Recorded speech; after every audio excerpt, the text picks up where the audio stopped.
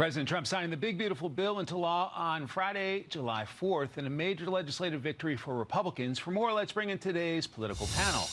Republican strategist Lance Trover and former chief of staff for the White House press office and advisor to the press secretary, Yemisi Egbewole. Welcome to both of you. Happy Independence Day weekend. Happy 4th. Thank you, Mike. So, Lance, the Trump legislative agenda was signed into law, meeting his 4th of July deadline. Any surprise President Trump is flying high? No, not at all. I was thinking about this. I mean, this has been, these 6 months, these last 6 months have been some of the most consequential and productive for a presidential term, certainly in my lifetime that I can remember. But I think what also makes it more profound is that it's the first 6 months of a second-term presidency. Usually we get big things coming in the first term. This is a second term. And I think that speaks to a couple things. One, the unanimity of the Republican Party around President Trump and his agenda. And two, the laser focus with which the president, John Thune, and Speaker Johnson had with getting that agenda through and basically following through on the campaign promises they made last November.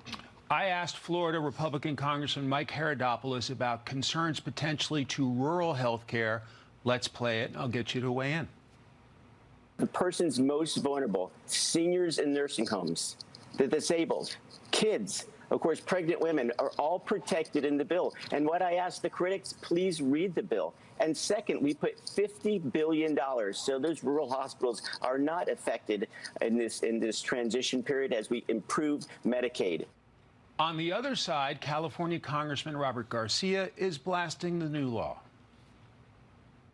Clearly, I mean, the folks that Donald Trump hates are seniors, are our veterans, are low-income people, are immigrants, are students, are anyone who stands up for decency. And I think at this moment, people need to be very aware of what's actually in the bill. And the bill is going to impact probably 16 to 17 million Americans and their health care. It is nearly 900 pages. Yemisi, what's your assessment? Look, I will give it to President Trump. The House passed it, the Senate passed it, and he signed it on July 4th like he wanted to. But the question is, at what cost? Gutting programs that keep people alive.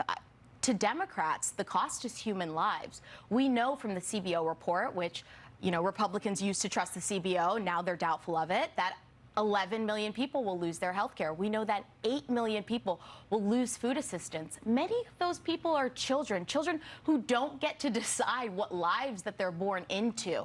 And I think when we focus so much on fiscal responsibility that it becomes ignorant and cruel, that's a problem. And so this might be an immediate success to President Trump because it makes a great headline to sign a bill on the 4th of July. But come midterms, the Republicans that have districts in states with those rural hospitals are going to feel this decision. Let's dig into the political impact. So I covered the White House when President Obama signed his legislative agenda, the Obamacare, and Republicans ran on that for several cycles. Lance, what about the impact of this bill and the obligation Republicans have to explain it to their constituents? Yeah, they've got a sales job to do. There's no question about it. But I think that was the importance of getting it passed now. I can't recall, you've covered Capitol Hill for a long time, getting something like this done this quickly in an administration, to me, it's probably been 20 years since a reconciliation bill was passed this fast. But I think that is the key because now voters will be able to see the effects. No taxes on overtime, no tax on tips. We aren't voting to, they're not going to raise their taxes next year. That gives them a long runway to see the effects of this bill. And it also means, yeah, Republican members can go back to their districts and talk about all of the good stuff that's in this bill, along with voters seeing and feeling it. That's why I don't think, I know Democrats are hoping it's 2018 all over again. I think by passing this bill early, it actually works in Republicans' favor. Yemisi, there are concerns that some of the good stuff kicks in right away and some of the more difficult stuff like cuts doesn't happen until after the midterms. Are you concerned?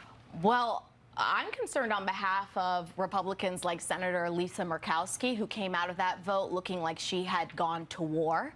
There are a lot of Republicans that have made this very risky vote, and I don't think they'll have to wait until midterms. It's in their conscience. It's in the way that they're speaking about the bill. I'm very interested to see how they'll end up promoting it. We'll see what backroom deals the president has done with the ones that were holdouts, but I think they're going to really, really feel this in a couple years. All right, panelists, stay right there. Coming up, voters changing views on whether America is the greatest place to live. That's next.